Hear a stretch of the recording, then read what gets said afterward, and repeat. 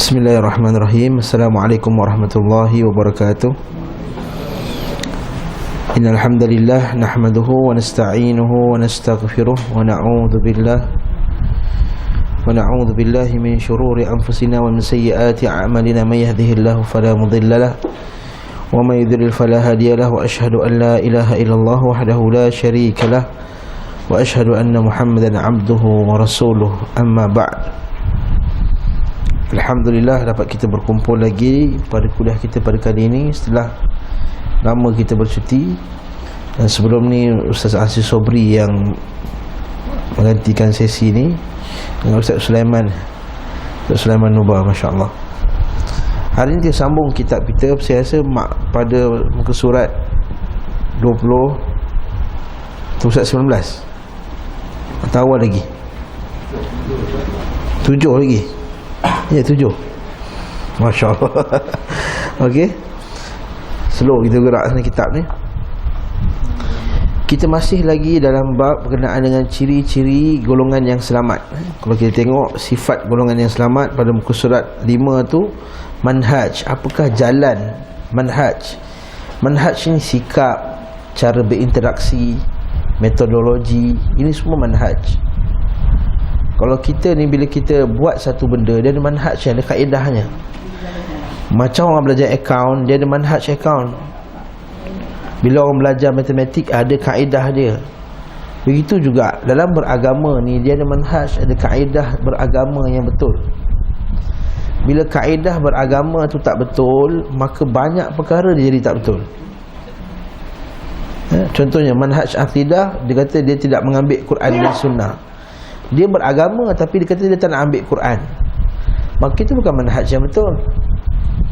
Ataupun dia kata manhaj Al-Quran, dia kata manhajnya tidak mengambil sunnah Nabi SAW, maka manhajnya tak betul. Macam manhaj golongan anti hadis, walaupun dia mengaku dia mengucapkan la ilaha illallah, dia mengaku la ilaha illallah Muhammadur Rasulullah, dia mengaku Muhammadur Rasulullah, tapi dia tak ambil hadis sebagai sumber.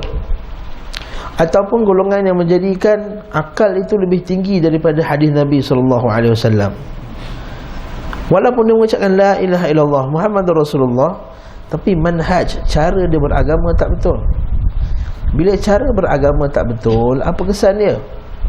Kesan dia, akidah dia pun tak betul. Sumber pengambilan agama dia tak betul. Kalau dia tak ambil Quran, apakah sumber agama dia? Kalau tak ambil hadis, apakah sumber agama dia? Maka manusia ni, bila dia tak ada satu sumber, dia akan cari sumber yang lain. Maka sumber yang lain tu mungkinlah dia ambil akal, pandangan dia semata-mata, ataupun dia ambil mimpi-mimpi, ataupun dia ambil cerita-cerita khurafat sebagai dalil, sebagai sumber agama dia. Bila dia ambil cerita khurafat sebagai sumber agama, apa jadi?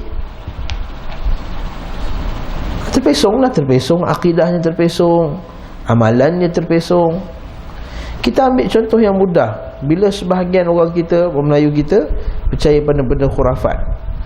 Kalau ada benda sial contohnya, orang Melayu, sebahagian kita percaya pada sial. Bukan Melayu saja, orang Arab juga percaya benda tersebut. Katakanlah kita nak keluar rumah, tiba-tiba ada binatang, burung langgar kita, langgar cermin, mati. Maka kita pun ada perasaan apa? Takut. Sebab orang dulu kata, sebenarnya kata kalau ada benda macam ni, maksudnya nak berlaku sial, tak boleh keluar rumah, bahaya. Maksudnya ini cara beragama dia, cara dia bertindak. Apa dalil dia? Hujahnya cerita orang dulu, sebahagian kepercayaan orang. Nampak tak? Dia berdasarkan cerita-cerita khurafat. Natijah dia apa? Akidah dia tak betul. Dia percaya kepada benda sial, iaitu bahasa Arab panggil at-tiyarah. Kan Nabi kata at-tiyaratu syirkun, hadis Ibn Mas'ud. At-tiyaratu syirkun, at-tiyaratu syirkun, at-tiyaratu syirkun, 3 kali. Wa ma minna illa, kata Ibn Mas'ud. Tiarah itu syirik, tiarah itu syirik, tiarah itu syirik. Dan tidaklah kita ni, biasanya kita akan terkena perasaan takut tersebut. Walakin yudhibuhu bitawakkul, tapi kita boleh hilangkan dia dengan tawakal kepada Allah. Maksudnya kalau dah kena tu, walaupun perasaan rasa macam semacam je, tetap juga kita keluar rumah bismillahirrahmanirrahim. Kalau kita lawan macam tu, maka dia tak jadi syirik. Tuan rahimakumullah, nampak ini kita kesan contoh mudah, contoh simple. Saya nak katakan, bila sumber agama dia tak betul, kesan dia akidah tak betul, tindakan dia pun tak betul. Apa lagi contoh benda daripada khurafat, daripada keliling kita? Kepercayaan bila rumah tu nak dibina, mesti diikat ke tali kuning kat tengah tu, pada tiang seri. Mungkin zaman sekarang tak ada kot. Kepercayaan baru buat rumah mesti dipagar. Bila masuk rumah baru je, panggil ustaz, "Ustaz, tolong pagar rumah." Saya tu, "Rumah tak siap pagar lagi ke?" Kata.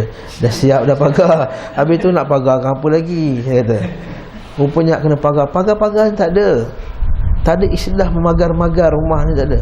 Kalau Nabi nak pagar, Nabi dah pagar dah Bandar Madinah tu awal, bagi tak ada jin masuk langsung. Tapi jin datang masuk Madinah. Bahkan masa Nabi solat pun jin nak kacau Nabi SAW, sebab Nabi cekik jin tu. Yang Nabi SAW sebut, "Kalaulah aku tak ingat doa Nabi Sulaiman." Apa doa Nabi Sulaiman? "Ya Allah, berilah aku kerajaan yang tak diberi kepada sesiapa pun. Maka aku dah cekik dah jin ni, aku akan ikat dekat tiang Madinah tu, supaya besok pagi-pagi anak orang Madinah boleh tengok, orang Madinah boleh tengok jin ni." Nabi cekik ni sampai mengalir air liur jin tu ke dekat tangan Nabi. Apa?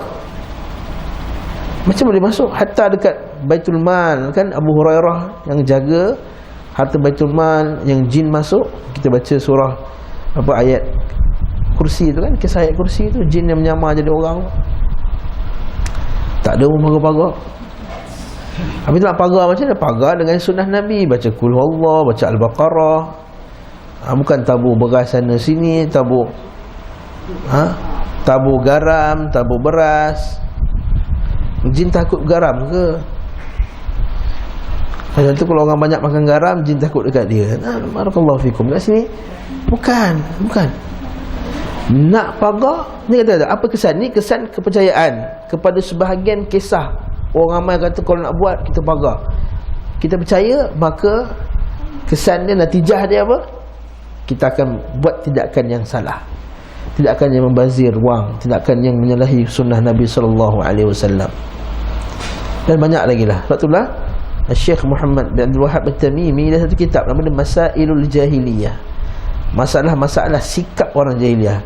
Pertama berdalilkan dengan cerita khurafat, berdalil dengan apa kepercayaan orang lama, walaupun kepercayaan itu bertentangan dengan Quran dan Sunnah. Menjadikan pemimpin tu kata-katanya yang paling betul sekali, menjadikan ulama' tu maksum. Itu banyak lagi, ada lebih kurang 80 atau 70 sikap orang jahiliyah yang patut kita mengaji lepas kitab nanti insya-Allah biiznillah. Kita kata manhaj tidak betul, sumber tak betul, kaedah beragama tak betul, menjadikan orang tu akidah nanti terpesong, amalan nanti terpesong, akhlak nanti terpesong.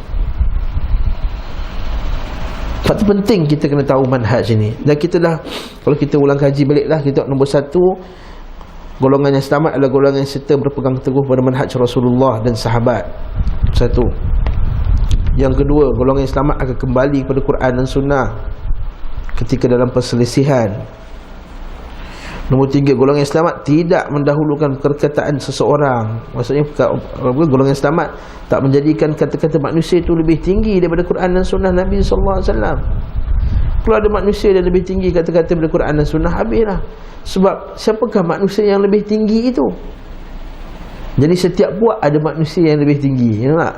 Kalau nampak grup ni, dia kata tok guru dia lah yang paling tinggi bila Quran dan Sunnah. Grup ni, kalau ada 100 grup, maksudnya kita ada 100 pendapat yang berbeza. Tak? Lepas tu kita kata Al-Quran dan Sunnah itu paling tinggi. Walaupun ada 100 pendapat yang berbeza, pendapat mana yang kena dengan Quran dan Sunnah itu yang kita ambil, selesai masalah. Katakan dalam kelas ni ada 30 orang, 20 orang kata. 20 orang pendapat yang berbeza, ada 20 orang ada setiap pendapat masing-masing. Tapi kalau 20 orang ni pendapat yang berbeza ni masih lagi dalam kerangka Quran dan Sunnah, kita terima. Kalau 20 pendapat ni tak termasuk dalam kerangka Quran dan Sunnah, kita tolak. Apa Ustaz cakap ni? Contohnya Ustaz, kita nak makan apa kejap lagi ni? Pukul 11.30 suku ni. Contoh. Contoh, setiap orang ada pendapat masing-masing. Ini nak mihun, ini nak mi goreng, ini nasi lemak. Pendapat tak?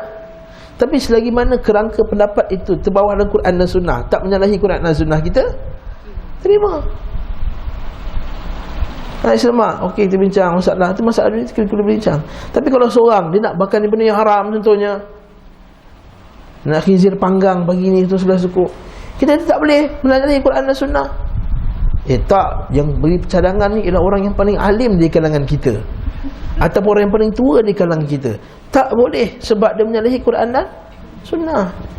Ini contoh simple. Saya bagi contoh yang lebih besar dalam masyarakat. Masalah politik contohnya, masalah pentadbiran negara contohnya, masalah memimpin masyarakat contohnya. Ada orang nak buat program tersebut adanya tidak bermaksiat ataupun syirik kepada Allah ataupun bid'ah, maka ketika tu kita tak boleh ambil pendapat dia walaupun macam mana hebat sekalipun dia. Betul, ada kaedah Nabi sallallahu alaihi wasallam, la ta'ata li makhluqin fi maksiatil khaliq. Tidak ada ketaatan pada makhluk dalam berbuat maksiat kepada Allah Subhanahu wa taala. Faham tak? Ini kaedah tu penting. Tak ada siapa yang boleh lebih tinggi dari Quran dan Sunnah. Tak ada siapa pendapat lebih tinggi daripada Quran dan Sunnah. Lepas tu kalau kita kata ada ulama kata macam ni, ada ulama kata boleh, ada ulama kata tak boleh, kita kata kalau selagi pendapat ulama tersebut ada hujah daripada Quran dan Sunnah, kita terima.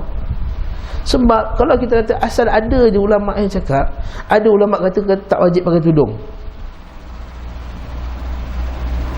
Saya nak sebut dalam kuliah ni, sebab kuliah ni keluar YouTube.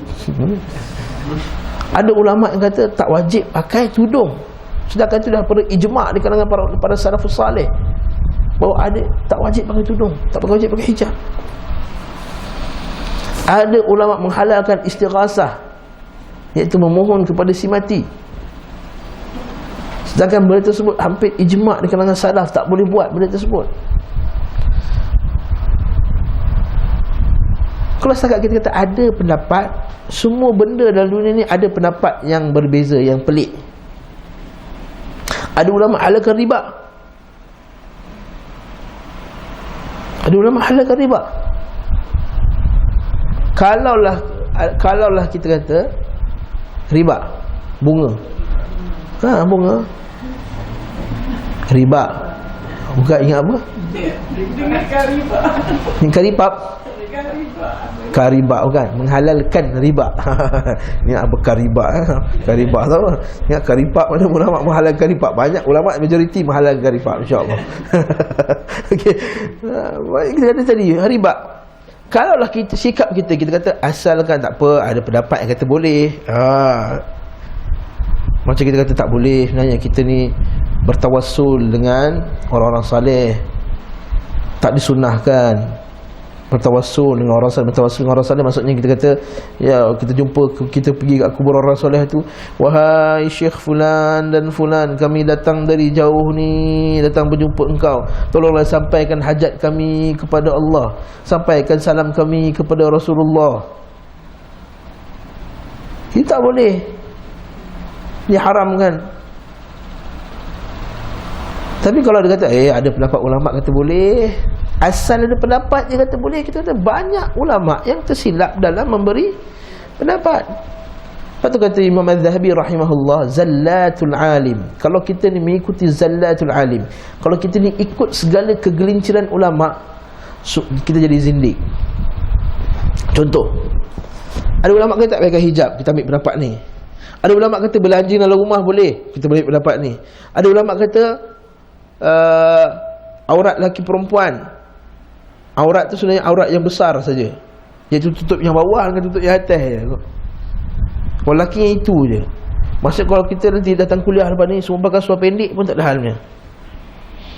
Aurat tu ialah aurat tu je. Kalau kita gabungkan semua pendapat ni, apa jadi kat kita? Kelas ni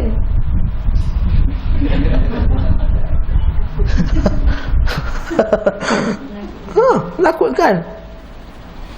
Kalau kata kenapa kamu tak ajar? Ada ulama kata boleh.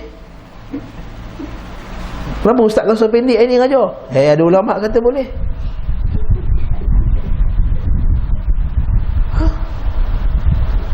Kenapa kita ambil riba ni? Ada ulama kata boleh. Kalau semua ada ulama kata boleh, mana kena qala Allah, mana qala Rasul? Nanti kita akan jumpa, perhatikan apa kata Ibnu Abbas kan. Ibnu Abbas kat sini yang kita tengok dalam muka surat 7 tu. Muka surat 7 tu nampak yang kata-kata terakhir Ibnu Abbas tu. Aku mengira mereka akan binasa. Aku berkata, Nabi SAW bersabda, muka surat 7 atas tu. Ibnu Abbas berkata, arahum sayahlikun. Aqulu qala Nabi SAW wa yaqul qala Abu Bakrin wa Umar. Aku mengira mereka akan binasa. Dalam riwayat lain kata, hampir saja terturun ke atas mereka batu yang besar ataupun azab yang pedih ke atas mereka. Bila aku kata Nabi SAW kata macam ni, dia kata Abu Bakar dan Umar berkata sekian dan sekian. Kes dia pasal apa? Dalam ngaji dah pasal haji tamattu'. Umar, Ibn Abbas kata yang afdal buat haji tamattu'. Sekarang dia orang kata Abu Bakar kata buat haji ifrad. Nampak tak? Sedangkan pendapat Abu Bakar dengan Umar tu berdasarkan keadaan ketika tu. Abu Bakar dengan Umar, dia kata patutnya kita buat haji ifrad. Sebab zaman tu bukan macam zaman kita. Zaman kita beratus-ratus ribu orang nak pergi umrah. Jadi bukan musim haji pun Makkah tu dah penuh. Abu Bakar dengan Umar kata buat haji ifrad lah. Sebab nanti lepas ni Mekah tak jadi sunyi. Mekah tak sunyi. Kena bayangkan zaman tu bukan zaman sekarang. Mekah tak jadi sunyi. Jadi orang datang haji nanti orang akan bila kita kata buat haji ifrad, orang akan datang sekali lagi untuk umrah. Bukannya Abu Bakar dengan Umar nak menentang bukan nak menentang Quran dan Sunnah. Abu Bakar dengan Umar dia ada sebab. Tapi orang yang kata Abu Bakar dan Umar kata haji ifrad, nampak? Dia menentang kata Nabi SAW dengan pendapat manusia. Bayangkan Ibnu Abbas sahabat tak? Sahabat juga. Bila dia dengar benda ni, dia marah pada orang yang kata tu. Aku rasa dia ni nak binasa ni. Aku kata Nabi bercakap, dia kata Abu Bakar dengan Umar. Nampak? Dia menentang, dia seolah dia nak lawan kata-kata Nabi. Dia nak menghujah balas tu dengan pendapat Abu Bakar dengan Umar. Nampak? Abu Bakar dengan Umar afdalun nas, sebagai manusia selepas Nabi SAW. Tidak ada khilaf padanya dalam mazhab Ahli Sunnah wal Jamaah. Abu Bakar, Umar, Uthman dan Ali. Cuma mereka khilaf Uthman dan Ali itu saja. Tapi kita kata sepakatlah Abu Bakar, Umar, Uthman, Ali di kalangan Ahli Sunnah bahawa mereka adalah semulia-mulia manusia selepas Nabi SAW, lepas para anbiya. Tapi dalam keadaan macam tu pun Ibnu Abbas dah marah. Apatah lagi kalau datangnya hadis Nabi ditolak dengan pendapat fulan dan fulan yang tak dikenali sebagai para sahabat radhiyallahu ta'ala anhum, manusia biasa. Pendapat kita nak tolak. Kita bawa hadis Nabi sallallahu alaihi wasallam, dia kata tapi ustaz, ada ustaz kata kita bawa kisah Ibnu Abbas, aku rasa kau nak binasa. Kita bawa hadis Ibnu Abbas ni, aku rasa akan turun pada kau kebinasaan. Aku bawa hadis Nabi sallallahu alaihi wasallam, kau kata ustaz tu kata tak boleh. Bukan ini satu-satunya kisah dalam Al-Quran dengan Sunnah. Kita ada dalam kitab Al-Istidlal tu. Apa kitab tu? Manas Talaqi wal Istidlal, Muhammad Soyan. Disebut dalam tu banyak dalil macam hampir sama. Bagaimana bila Imran bin Husain bawa hadis Nabi malu tu. Saya cerita dah kisah ni, tapi kita akan ulang balik. Yang Imran bin Husain, hadis sahih Muslim. Imran bin Husain kata Nabi SAW bersabda, al-hayat kulluhu khair. Malu itu semuanya bagus. Malu tu semuanya bagus. Seorang lelaki namanya Ka'ab, dia kata, wahai Imran bin Husain, aku ada baca dalam buku hikmah. Dalam buku tu, hikmah tu macam buku falsafah lah, buku daripada barat. Aku ada pernah baca buku hikmah bahawa malu tu ada malu yang bagus, ada malu yang tak bagus. Tadi Imran bin Husain baru saja baca hadis Nabi. Malu tu semuanya bagus. Malu tu khairu kullu. Sekali bila Imran bin Husain dengar orang kata aku baca kitab hikmah, ada kata malu bagus, ada kata malu tak bagus, dia kata uhaddithuka an Rasulillah, aku bagi tahu engkau hadis dari Nabi sallallahu alaihi wasallam, engkau jawab aku dengan kata kitab hikmah sekian dan sekian. La uhaddithuka abada, aku tak akan cakap dengan engkau walaupun lepas ni selama-lamanya. Sampai member berkaab dia kata, wahai Imran, dia ni orang bagus sebenarnya, dia ni ahli sunnah, tapi mungkin dia terlepas kata macam tu. Dia sekadar nak tanya ada pendapat lain kata sedemikian. Tak, dia tolak. Dan banyak lagi kisah ni, macam ni dengan kisah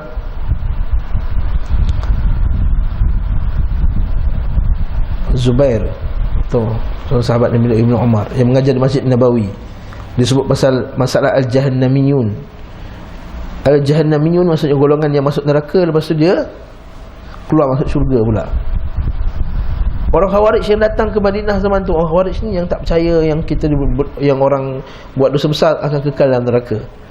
Orang Khawarij bila dengar dia kata, "Uish, biar betul dia ni cakap benda bertentangan dengan Quran." Seorang lelaki kata, "Kau rasa orang ni yang berjuang dengan Nabi sallallahu alaihi wasallam akan berdusta atas Nabi sallallahu alaihi wasallam dan akan menolak kata-kata Nabi?" Aku tak percaya cakap engkau. Aku percaya pada syekh yang mengajar ni. Maksudnya sahabat yang mengajar tadi. Nampak dalil bahawa sikap kita bila datang hadis Nabi SAW, jangan kita tolak dengan pendapat manusia. Kecuali kalau orang yang datang tu dia bawa hadis lain juga yang bertentangan dengan hadis kita. Ustaz, ada ke macam tu? Ya, kadang-kadang kita mengaji satu hadis tapi kita tak jumpa lagi satu hadis. Contohnya, dalam hadis sahih Muslim, Nabi SAW kata, siapa yang minum air berdiri, muntahkan dia balik. Siapa yang minum air berdiri, minum berdiri, muntahkan apa yang diminum tu. Jadi kita jumpa hari tu, kita pegang tu, jadi kita tak nak minum berdiri. Sikit datang ustaz minum berdiri. Ustaz minum berdiri bertentangan dengan sunnah Nabi SAW. Kalau ustaz tu kata, pada pendapat saya minum berdiri ni bagus, itu kita marah ustaz tu. Sebab dia kata pada pendapat saya. Tadi baca hadis, bawa pendapat dia. Tapi kalau ustaz kata tak, sebenarnya dalam hadis Nabi ada juga keadaan yang Nabi SAW minum berdiri. Ketika haji Nabi minum air Zam-Zam dekat nak berdiri. Apa situ? Tapi ustaz, ada ni hadis Nabi larang. Larangan tu dalam berbentuk makruh contohnya. Ada perbincangan. Kalau perbincangan macam tu tak ada masalah. Sebab dibawakan juga hadis Nabi SAW dalam masalah ni. Jadi tak boleh, tidak halal bagi seseorang nak menolak hadis Nabi SAW dengan pendapat manusia. Dia nak tolak, kena ada hadis lain yang mungkin bertentangan dengan hadis tersebut. Mungkin hadis yang tu telah dibatalkan, atau mungkin waktu kita banyak lagi kena mengaji. Mungkin hadis yang pertama tu dibatalkan, atau hadis pertama tu dia punya larangan tu larangan berbentuk makruh. Kita tak ngaji lagi, kita baca satu hadis tu, kita pegang tu, kita hukum semua. Tak boleh. Sebab terima kasih pemirsa rahimakumullah. Kat sini kita kena faham, ini manhaj ahli sunnah wal jamaah. Kalau kita baca dalam kitab fiqh mazhab kita, taklah dia bawa satu pendapat, melainkan ada hujah dari Quran dan sunnah. Tak dia buat satu pendapat, melainkan ada hujah dari Quran dan sunnah Nabi SAW. Itu kesimpulan apa yang kita baca 1, 2, 3 sebelum ni. Nombor 4. Dah baca nombor 4? Dah kan? Nombor 4 juga kesimpulannya kita kata ahli sunnah, golongan yang selamat sentiasa menjaga tauhid. Menjaga tauhid kepada Allah. Tak nak rosakkan tauhid, sebab tauhid ni masalah iman. Bagi ulama salaf, iman ni benda yang mahal. Kita kalau bank account kita buat perniagaan, kita buat dia turun kan, macam kita baca dalam berita, saham hari ni ditutup rendah. Orang yang masuk saham, dia akan Allah hari ni rendah, jatuh. Pada jatuh point dia kadang-kadang kita tengok kan 20 sen, 30 sen. Dia akan rasa jatuh.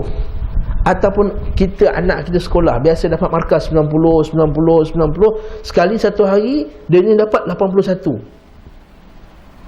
Apa perasaan mak? Kenapa anak saya jatuh? Selalu tak pernah bawah daripada 90. Panggil cikgu tuition. Nampak tak? Markah 10 poin A lagi. Bagi di kalangan ulama salaf, iman tu benda yang paling mahal. Jatuh sikit pun dia marah. Dia tak boleh tahan. Sebab itulah benda yang paling dia jaga iman. Benda yang paling dalam masalah iman yang paling tinggi sekali masalah tauhid, iaitu kita mengesahkan Allah Ta'ala dalam rububiyah dia, dalam uluhiyah dia, dalam asma' sifat, iaitu kita mengesahkan Allah dalam ibadah. Dia tak boleh ada rosakkan sikit tauhid. Lepas tu di kalangan hadis Nabi SAW, betapa banyak hadis Nabi yang Nabi jaga tauhid. Contoh paling mudah, Nabi SAW 5 hari sebelum Nabi wafat, apa dia kata? Allahumma la taj'al qabri wathanan yu'bad, ishtadda ghadab Allahumma in yattakhadhu qubur anbiya'i masajid. Dan Nabi SAW dia kata, ya Allah, dia doa, Nabi berdoa sebelum meninggal, ya Allah, janganlah kau jadikan kuburku sebagai tempat sembahan. Sesungguhnya teruk bersangat-sangat kemarahan Allah Subhanahu wa taala ke atas orang yang menjadikan kubur nabi-nabi mereka sebagai tempat sembahan. Nabi doa tu sebelum dia meninggal.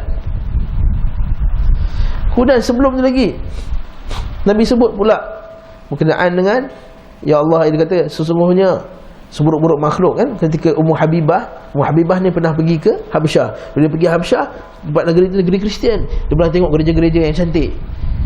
Gereja kan cantik, perhiasan dia apa semua. Kalau kita pergi negara barat apa semua tu cantik betul gereja dia buat. Macam kita buat masjid cantik lah, tu juga dia buat gereja cantik. Akhirnya Muhabbiah masa dia kata, masa dia tengah jaga Nabi yang sakit, dia kata sambil-sambil jaga tu sembanglah dengan isteri-isteri yang lain. Oh, cantik gereja kat sana, hebat gereja sana, besar, cantik. Nabi SAW masa tengah sakit, tengah tutup kain kat muka dia, dia angkat kain tu. Dia kata la'natullahi 'alal yahud wan nasara, laknat Allah kata Yahudi dan Nasara. Idza mata fihim rajulun salih banau 'ala qabrihi masjida. Bila mati seorang orang saleh, mereka bina binaan atas kubur.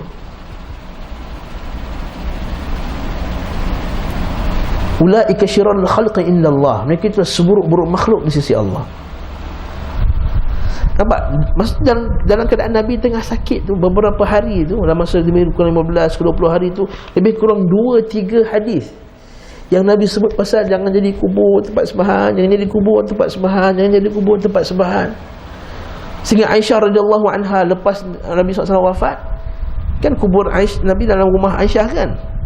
Sehingga dia kata, kalaulah bukan kerana hadis ini yang Nabi ucapkan ini, nescaya kami dah menzahirkan kubur Nabi SAW. Maksudnya kami tak payah tutup pintu lah, kami buka.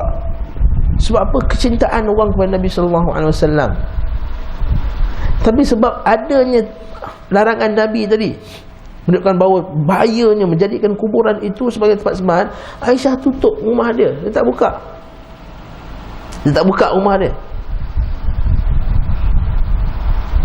Faham tak maksudnya? Maksudnya macam mana Nabi SAW dia jaga tauhid. Dia jaga tauhid, dia sadduz zara'i, dia tutup jalan kepada orang nak rosak tauhid. Pada dalam Islam tak boleh kita ucapkan setengah-setengah ucapan yang menyebabkan boleh bawa kepada syirik, walaupun dia tak syirik, boleh bawa kepada syirik. Contohnya apa? Masya Allah wa sya'a fulan. Kan bila kita kata insya-Allah, besok jadi tak nak begini, insya-Allah, kalau Allah Ta'ala berkehendak. Dulu orang Arab ada perangai dia, kalau Allah Ta'ala berkehendak, kalau dan kamu berkehendak. Contohnya Sabri, besok kita pergi mandi sungai, kalau Sabri kata kalau Allah Ta'ala berkehendak dan Ustaz berkehendak. Kalau Ustaz berkehendak dan Allah Ta'ala berkehendak. Dan kataan dan tu pun Nabi kata, adakah kamu nak jadikan aku ni sama dengan Allah? Kul masya Allah wahdah, kata dengan kehendak Allah semata-mata. So dalam bahasa Arab, dan tu pun maksudnya sama, kehendak Allah dengan kehendak manusia sama. Sedangkan bila orang ucapkan sebut, ada niat tak? Ada niat tak maksudnya kehendak Allah dengan Allah Ta'ala sama? Tak ada niat. Cuma kita kata, yelah kehendak kau, kalau kau nak, kalau Allah Ta'ala nak juga. Dia ucapan tu, bila kalau kau nak, kalau kau berkehendak, itu pun Nabi tutup jalan tersebut. Mereka kata jangan, lafaz tak boleh. Nabi tutup, Nabi tak kasih. Kalau Allah Ta'ala berkehendak, biiznillah. Benda itu pun Nabi tak kasih. Apa lagi contohnya? Pada zaman Nabi SAW, ada seorang sahabat ni, orang panggil dia Abul Hakam, bapa segala pemberi hukum Abul Hakam. Kan salah satu nama Allah juga Ta'ala juga Al-Hakam kan, Al-Hakamul Adl. yang pemberi hukum yang lagi adil. Orang kat kampung dia panggil dia Abul Hakam, Abul Hakam. Sebab apa? Dia ni kalau ada masalah jumpa dia, dia boleh selesaikan. Dia boleh memberi hukuman yang adil.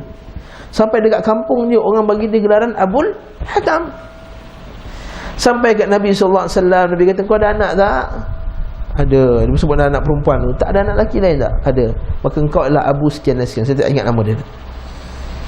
Dia panggil Abu dengan nama anak dia. Jangan panggil Abul Hakam. Sebab Allahu huwal Hakam. Allah itulah yang Hakam. Sebab apa Nabi larang ni? Sebab ada unsur-unsur penyamaan makhluk dengan Allah. Nabi tutup jalan. Sedangkan pada dari segi makna sebenarnya tak rosak. Sebab Hakam tu manusia juga Hakam. Kita juga berhukum. Tapi sebab nama Allah Ta'ala Hakam, dia panggil Abul Hakam, bapa kepada si penghukum, macam menyamakan makhluk tu lebih daripada Allah SWT. Dan dalam kitab Tauhid banyak contoh macam ni. Banyak contohnya. Benda yang masalah kecil-kecil tapi Nabi larang. Dan sebab dari segi lafaznya tak boleh. Hatta kita kutuk angin tak boleh. Celaka betul hujan ni. Nak pergi main bola dah pakai boot apa semua, dah siap-siap apa semua, nak keluar rumah je hujan lebat. Oh shit man. Siul betul. Atau dah cuti dah best-best dah, pergi Langkawi, ambil hotel paling best, nak pergi jalan sekali hujan lebat kat Langkawi. Tak boleh nak pergi mana, duduk dalam hotel, nak belanja pergi hari. Kita mula celaka betul hujan ni. Itu Nabi tak boleh. La tasubud dahr wa ala dahr wa ana uqallibu kaifa asya. Aku yang pusingkan dahr. Nampak? Dari segi lafaz pun tak boleh. Dan banyak contoh macam ni. Itu kita kata, insya-Allah dalam kitab kita bertauhid sebab apa? Bagaimana Nabi SAW menjaga tauhid. Bagaimana Nabi jaga tauhid, begitulah juga para sahabat radhiyallahu taala anhum jaga tauhid. Ali Zainal Abidin, cucu Nabi, cucu kepada Ali sendiri. Ali bin Husain bin Ali. Husain juga ada anak nama Ali, nama dia Ali Zainal Abidin. Ali Zainal Abidin nampak satu orang ni tercongok-congok dekat kubur Nabi SAW. Nak masuk kubur Nabi, kata, "Kenapa nak masuk kubur Nabi ni? Aku nak bagi salam dekat Nabi. Aku nak bagi salam dekat Nabi." Sebab kubur Nabi tertutup masa tu, bukan terbuka. Jadi dia macam cek ruang untuk macam mana aku nak masuk. Ali dia kan rumah dia tu, rumah mak dia, rumah keturunan dekat sebelah tu, rumah Fatimah kan. Dia nampak dia tengah makan malam, dia nampak ada orang tengok, kata, "Mes ni makan malam." Aku tak nak makan. Habis tu buat apa kat situ? Aku nak bagi salam dekat Nabi. Apa kata dia? "Wa ma anta wa man bil Andalus illa sawa." Tidaklah engkau dengan orang yang berada di Andalusia. Andalusia kat mana? Spain. Bukan Andalusia travel and tour tu. Bukan. Itu ejen umrah. Andalusia Spain. Dan tidaklah engkau dan orang yang di Andalus tu kalau bagi salam melainkan sawa, sama. Melainkan sama. Mana kita tak bermusafir untuk pergi ke kubur Nabi semata-mata nak bagi salam kat kubur Nabi. Tidak. Kita bagi salam sebab kebetulan kita dah sampai dekat Madinah, Masjid Nabawi. Lepas tu kita pergi singgah kubur Nabi. Itu maksud sunnah Nabi SAW, berziarah kubur kan. Dan kita bukan pergi kubur Nabi, kita pergi kubur Baqi'. Kita bukan pergi Madinah untuk bagi salam kat kubur Nabi. Dengar ni, kita bukan pergi Madinah untuk bagi salam kat kubur Nabi. Kita pergi Madinah untuk ziarah Masjid Nabawi. Dan kubur Nabi ada kat sebelah Masjid Nabawi, maka kita pun pergi ziarah kubur Nabi sallallahu alaihi wasallam. Sebab tu kalau ulama kata aku bermusafir untuk ziarah kubur Nabi, ulama dan dia bernazar, ulama kata tak wajib memenuhi nazar tersebut. Sebab apa? Sebab Nabi larang kita bermusafir untuk ziarah ke kubur, untuk ibadah, melainkan untuk ketiga masjid. Nabi larang kita bermusafir untuk melakukan ibadah khusus tertentu, melainkan ketiga masjid sahaja, iaitu Masjidil Haram, Masjid Nabawi dan Masjidil Aqsa. La tushaddu rihal illa fi thalathati masajid. Pada melainkan ketiga illa thalathati masajid, melainkan ketiga masjid sahaja. Mana kita kata, kenapa kau nak pergi kat Turki ni? Aku nak beribadah kat Masjid Hagia Sophia. Tak ada fadilat. Kau sembahyang kat masjid negeri pun, Masjid Rawang ni pun sama pahala dengan Masjid Biru dekat Turki tu. Betul? Ataupun saya nak pergi belanja ni, saya nak sembahyang kat Masjid Qiblatain. Masjid Qiblatain tahu kan? Orang pergi umrah tahu, Masjid Dua Kiblat. Tak ada Masjid Dua Kiblat di Madinah. Madinah ke Mekah? Madinah kan? Madinah kan? Di Madinah itu sama afdal dengan Masjid Shah Alam. Tapi kalau kata saya nak pergi beribadah di Masjid Aqsa, itu mana? Sebab pahalanya 50 kali ganda. Begitu juga Masjid Nabawi dan juga Masjidil Haram. Tidak bermusafir kerana benda tersebut. Patah balik pada tadi, Nabi SAW menjaga tauhid. Begitu para sahabat radhiyallahu ta'ala menjaga tauhid. Juga Ali radhiyallahu anhu menjaga tauhid. Ali radhiyallahu jaga tauhid macam mana? Sampai dia dihukum bunuh orang yang menyembah dia. Zaman Sayyidina Ali ada orang nak sembah dia sebab kata dia ni Tuhan. Dia suruh patah balik, bertaubatlah kamu. Sekali lagi jumpa, panggil. Macam mana kata, apa pendapat kau tentang aku? Engkau Tuhan. Patah balik, taubat. Kali ketiga, kalau engkau tak taubat juga, aku akan hukum bunuh kau. Kali ketiga kata, adakah apa pendapat kamu tentang aku? Kata engkau adalah Tuhan. Maka dia buat parit dan dibakar orang lelaki tersebut. Sekarang macam mana pendapat engkau? Sekarang confirmlah engkau Tuhan sebab kau nak bakar aku. Lelaki tadi gila. Confirmlah engkau Tuhan sebab kau nak bakar aku. Sebab Tuhan je boleh bakar. Ibnu Abbas tak setuju dengan hukuman Ali. Dia tak boleh, tak suruh bakar orang. Allah Ta'ala larang. Tapi Ali tak, aku nak bakar juga. Sebagai ta'zir. Ta'zir ni boleh jadi lebih kuat daripada hukum hudud. Ta'zir ke atas orang yang macam ni supaya orang boleh nampak bahawa menjadikan makhluk sebagai Tuhan itu adalah sebesar-besar dosa. Sebab apa yang Sayyidina Ali dah buat. Ini kita ada contoh para ulama salaf menjadikan tauhid itu benda yang paling dijaga sekali. Abu Bakar pergi lawan Nabi palsu. Sebab apa? Jaga tauhid. Bayangkan, mensyirikkan Nabi Muhammad SAW. Bukan mensyirikkan Allah tau, mensyirikkan Nabi. Maksud mensyirikkan Nabi macam mana? Kan Nabi satu-satunya Nabi, Nabi yang terakhir. Kemudian dia kata ada Nabi satu lagi, mensyirikkan Nabi lah ni. Itu pun telah diperangi oleh Abu Bakar As-Siddiq. Apatah lagi mensyirikkan Allah. Zaman Abu Bakar As-Siddiq ada orang mengaku jadi Nabi palsu. Lalu Abu Bakar memeranginya. Abu Bakar peranginya. Perang Yamamah dan lain-lain. Jadi pada saat ada sahabat yang wafat dalam perangan tersebut. Bayangkan, mensyirikkan Nabi SAW dalam wahyu, dalam risalah pun dah dihukum bunuh, apatah lagi mensyirikkan Allah SWT. Lepas tu kita, poin yang keempat ni ialah para ahli sunnah wal jamaah dijaga tauhid. Dia tak nak dengar, telinga dia tak nak dengar benda yang boleh merosakkan tauhid dia. Dan hadis sahih Muslim daripada Ibnu Umar, daripada Ibn Abbas, bila ada orang datang nak bacakan ayat-ayat Quran daripada kalangan ahli bid'ah, dia tutup telinga. Oh, aku tak nak dengar. Dia kata satu orang ni, dia ni percaya, dia ni berakidah dengan akidah qadariyah. Akidah qadariyah ni apa? Tak percaya qada dan qadar. Wa innal amra unuf. Dia kata bahawa sesungguhnya Allah Ta'ala tahu bila benda tu berlaku saja. Ni akidah yang gila ni. Dia kata Allah Ta'ala hanya tahu bila benda tu dah berlaku.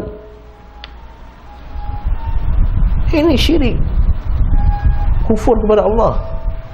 Dia datang jumpa Ibnu Umar, dia nak bacakan ayat Quran. Mesnya aku nak bacakan ayat Quran sikit. Dia tutup telinga dia. Tak payah baca, tak payah baca, dia kata. Aku nak baca ayat Quran lah. Bukan aku nak baca apa benda. Ayat Quran aku nak baca ni. Tak, ayat Quran tu Quran daripada Allah. Aku takut lepas kau baca ayat Quran tu, kau tafsirkan dengan tafsiran yang tak betul. Lepas tu masuk dalam jiwa aku, lalu aku terpercaya, aku beriman dengan benda tersebut. Nampak tak? Macam itu dia boleh jaga. Lepas tu pada zaman Sayyidina Ali, dah ada satu grup, dia panggil Al-Wa'idh, tukang ceramah yang tak perhatikan hadis tu sahih ke tak sahih ke tak. Dia tak perhati. Nama Ali start dulu. Setelah disebut oleh Syekh Nasir Al-Aqal dalam kitab dia Dirasat fil Ahwa wal Bid'ah, kajian tentang gerakan ahwa dan bid'ah. Ada satu grup zaman Sayyidina Ali muncul penceramah.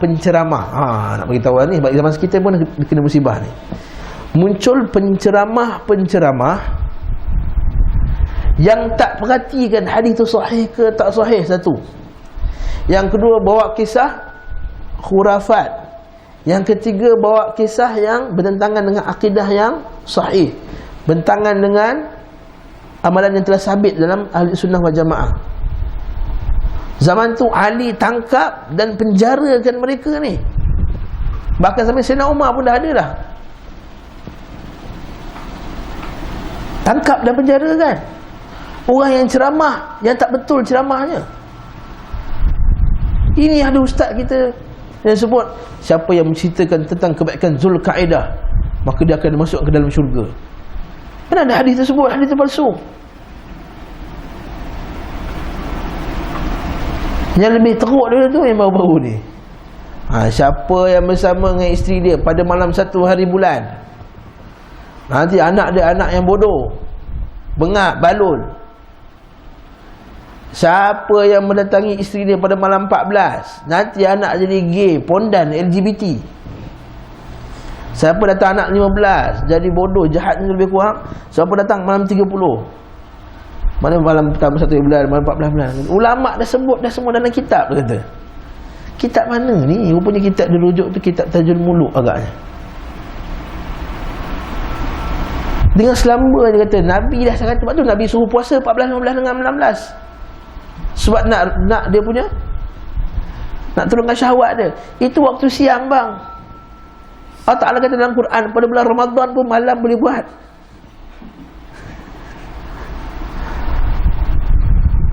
Allah Ta'ala sebut dalam surah Al-Baqarah, malam boleh buat bulan Ramadan. Kalau puasa wajib boleh buat pada waktu malam. Apatah lagi pada waktu siang yang bulan Ramadan. Puasa dari 14 16 13 14 15 sebenarnya. Tapi sebagian kata 14 15 16. Yang tu sahih kan itu? Ya, sahih. Alim Ayyamul Bait, hadis daripada Abu Dzar dan lain-lain. Puasa Isnin Khamis tu tak ada sebut. Saya tak, dalam hadis saya tak jumpa, Ya, ada sahih. Bahkan Isnin Khamis yang paling sabit sekali. Ya, Nabi SAW kata, aku dilahirkan pada Isnin, amalan diangkat pada hari Khamis. Maka aku suka amalanku diangkat ketika dalam keadaan aku berpuasa. Patah balik kisah tadi, bagaimana kita zaman sekarang tak menjaga benda tersebut. Tak apalah ustaz nak ceramah macam mana pun ceramah. Ada ustaz tu kata bila kita baca kitab Imam Ghazali, ruh Imam Ghazali datang. Baca kitab Nabi SAW, ruh Nabi SAW datang. Dan saya dah huraikan banyak kali dalam kuliah-kuliah yang lepas. Maka ini satu bentuk yang merosakkan akidah tauhid. Kita tak jaga, maka kita taklah termasuk dalam golongan yang selamat kalau kita tak jaga. Kalau 1 boleh masuk, maka 10 boleh masuk. Zaman Nabi SAW, zaman Umar, zaman Umar Al-Khattab, ada seorang lelaki nama dia Subair. Dah dengar tak Subair? Subair ini kerja dia pergi jumpa orang, dia suka timbulkan orang syak wasangka terhadap Quran. Abu Mas'ud wazariyati zarwa. Apa maksud zariyat? Dia suka tanya benda menyebabkan orang rasa ragu-ragu terhadap agama dia. Umar kata, Allah memakinni min, ya Allah, jadikanlah aku jumpa dengan Subair ni. Umar kata, Al-Khattab, jadikanlah aku jumpa dengan Subair ni. Lah memang jumpa. Dia tanya soalan tu depan Umar. Dia tak perasan tu Umar belasah dia sampai dia kata apa, bunuh je lah aku kalau kau tak bunuh. Umar belasah dia sampai hampir mati. Kemudian Umar perintahkan semua orang boikot dia, tak bercakap dengan dia. Sama macam hukuman Nabi Musa kepada Samiri. Fa inna laka fil hayati alla taqula la misas wa innaka mau'idan lan tukhlafa. Yang Allah Ta'ala kata pada Samiri kan, yang Nabi Musa kata, Samiri, kenapa, apa jadi kat engkau ni? Qala ma khatbuka ya Samiri. Kata, apa hal engkau ni Samiri, ambil ilmu ni. Qala basurtu bima lam yabsuru bih. Aku nampak orang benda yang orang lain tak nampak. Ini ciri-ciri orang yang sesat. Korang tak nampak apa yang aku nampak. Korang masih lagi orang level biasa, aku dah level tinggi, aku dah nampak apa yang korang tak nampak. Basurtu bima lam yabsur bih. Faqabattu qablatan min athar rasul. Dan aku dapat jumpa satu kesan daripada tinggalan Nabi. Sampai sekarang lah rambut Nabi kan, rambut Nabi panjang tu, entah mana dapat rambut tersebut. Punya dah banyak rambut Nabi. Zaman Nabi, bila Nabi cukur, Nabi bagi-bagi pada sahabat 124,000 orang tu. Semua ambil sikit. Ini satu jemput besar tu dia punya seorang. Mana dapat, wallahu alam. Lepas tu kita pertikaikan kesahihan tersebut yang kecoh dalam, kan, ada orang tu satu bekas rambut dia. Apa Samiri tadi kata, faqabaltu qabdatan min athir rasul, maka aku ambil ada bekas-bekas nabi-nabi sebelum ni. Fanabathuha wa kadzalika sawwalat li nafsi, macam itulah aku jadi. Akhirnya Musa kata, fa inna laka fil hayati alla taqula la misas, kebanding kau seolah kau tak akan diboikot. Manzur ila ilahika alladhi dhalta alaihi akifan, lihat pada sembahan engkau yang kau beriktikaf kat kelilingnya. Lalu harriqannahu, kami akan bakarnya. Thumma lanansifannahu fil yammi nasfa, dan kami akan buang dalam sungai. Macam tu juga Nabi Umar Al-Khattab buat kepada Subair tadi. Dihukum, kemudian dia kata tak boleh dah berceramah, tak boleh, semua boikot dia. Sebab bawa benda-benda yang tak betul dalam ceramah, bawa benda-benda yang bertentangan dengan akidah yang sahih dalam ceramah, bawa hadis-hadis, kisah-kisah palsu dalam ceramah. Kita tak apa, kita boleh asalkan boleh, tak apa, asalkan sedap. Ustaz tu ceramah syoknya, best betul, menitik air mata aku. Bukan kisah pasal menitik, bukan pasal syok. Kalau benda tu tak betul, bertentangan sunnah, buat macam Umar Al-Khattab, InsyaAllah agama terjaga. Bila kita buat macam tu, apa jadi pada ustaz? Apa jadi pada penceramah? Mereka akan buat homework lebih. Mereka akan kaji, aku nak baca hadis lepas ni, cek dulu hadis ni betul ke tak betul. Baru-baru dalam entah mana entah, orang beritahu saya, ustaz ada satu hadis yang ustaz tu baca, iaitu hadis berkenaan siapa yang umur 80 tahun, kalau buat dosa pun dosa tak beri kesan kepadanya. Ada hadis tersebut. Bila orang tu sampai umur 50 tahun, sekian dan sekian. Bila orang sampai 60 tahun, sekian dan sekian. Bila sampai umur 80 tahun, dosanya tak beri kesan kepadanya. Maksudnya Allah Ta'ala Maha Penyayang. Maksudnya orang 80 tahun buat maksiat macam mana pun tak dosa. Ada yang dibacakan hadis tu dalam radio. Masalah kita orang-orang yang kita tak tahu sama ada hadis tu sesuai tak sesuai. Yes. Kajian. Betul. Jadi kita mengharapkan orang penceramah peramah letaknya buat kajian sebelum. Ya. Masalah yang timbul bila dia keluar macam jadi tak ada orang bertindakan. Ya. Itulah kita. Yang saya tengah marah ni bukan perempuan semua. Saya marah ni orang ustaz ni.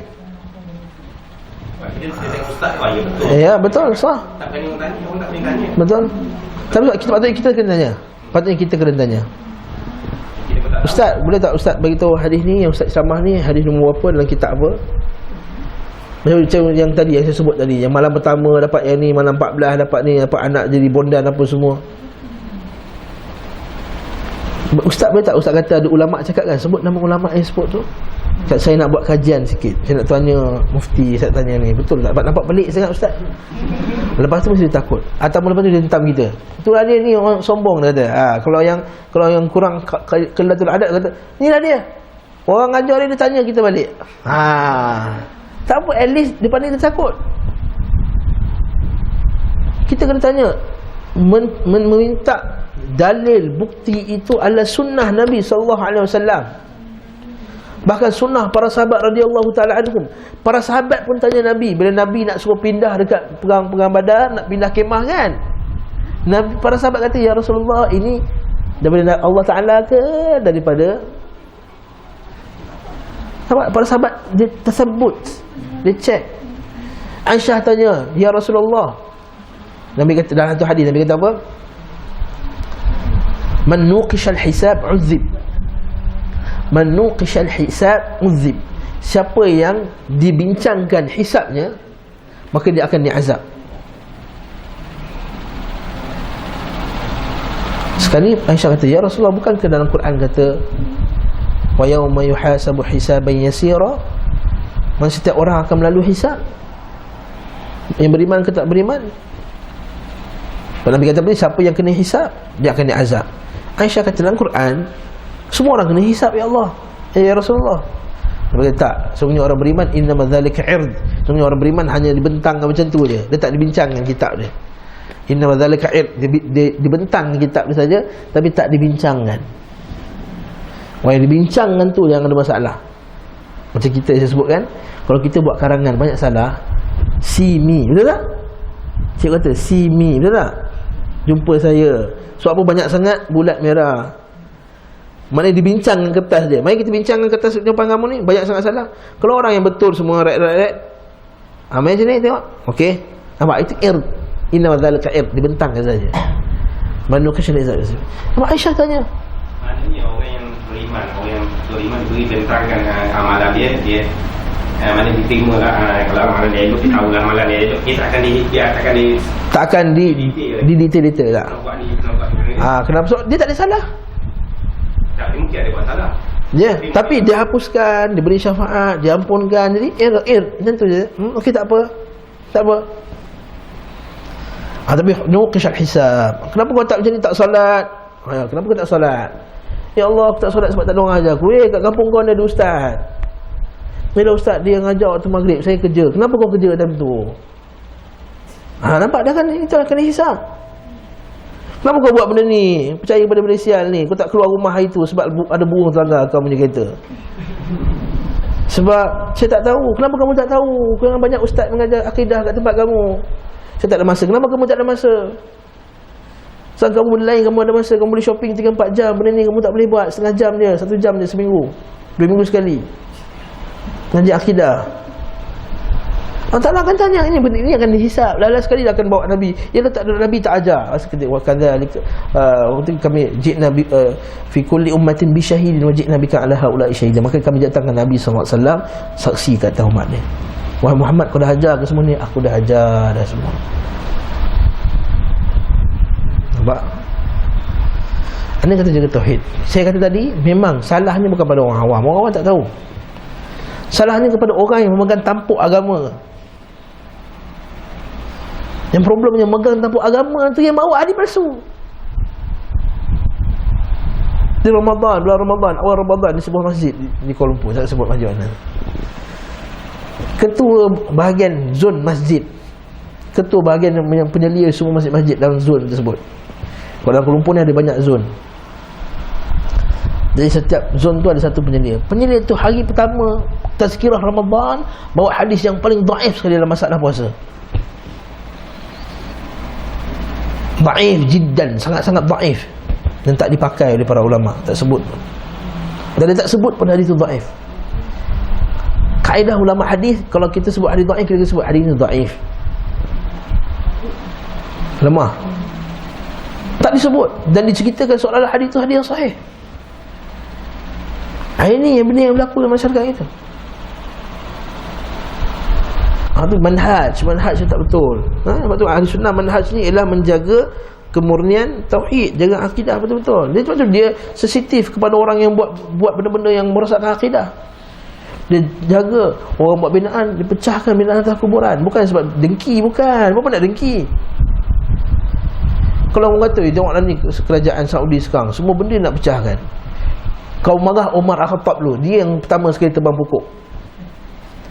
Zaman Umar Al-Khattab ada satu pokok. Pokok tu yang didakwa bahawa pokok itu ialah tempat orang mengangkat perjanjian Bai'atul Ridwan. Kalau siapa ingat dalam sejarah, Bai'atul Ridwan adalah perjanjian di mana para sahabat angkat sumpah setia untuk membalas dendam di atas kematian Uthman. Masa tu datang rumus yang bahawa Uthman telah dibunuh di Mekah. Uthman dihantar sebagai wakil untuk bincangkan masalah umrah apa semua. Maka ketika tu datang rumus bahawa Uthman dibunuh. Bila datang rumus Uthman dibunuh, Nabi SAW dengan para sahabat angkat perjanjian Bai'atul Ridwan untuk angkat sumpah setia untuk membalas dendam.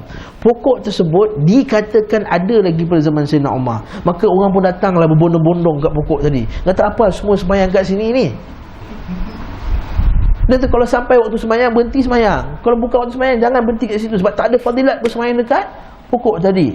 Umar tension, Umar tebang pokok yang dikatakan pokok itu pokok Bai'atul Ridwan. Dikatakan, bukan confirm pun, dikatakan pokok Bai'atul Ridwan. Umar tebang. Kalaulah Umar hidup zaman sekarang ni, UNESCO dah marah dia dah. Tahu UNESCO tak? UNESCO dah marah dah. Sebab apa? Memecahkan tinggalan sejarah Nabi sallallahu alaihi wasallam. Para sahabat radhiyallahu ta'ala anhum buka soalan. Buka kota Parsi dan jumpa satu mayat yang dikatakan mayat Nabi Daniel. Apa para sahabat buat? Malam tu dia pecahkan 11 grup. 11 grup ni konon-konon bawa mayat 11 ni. Di 11 tempat, ditanam dari 11 tempat. Supaya apa? Supaya orang confuse. Tak tahu mayat sebenar, mayat Nabi Daniel dekat mana. Sebab mayat tu tak hancur. Bila dia buka kota sebut, nampak mayat yang tak rosak. Dikatakan mayat Nabi Daniel. Dikatakan bila mayat tak rosak, maka para sahabat tahu ini mayat orang yang soleh dan kemungkinan itu Nabi. Maka dibuat 11 grup dan ditanam di satu tempat yang tak diketahui orang. Kalaulah datang kat puak kuburi zaman ni, dia kata kenapa lah kau buat macam tu, kita boleh ambil berkat dia kat kubur dia. Macam mana tak nampak? Tapi ni para sahabat, apa yang dia buat?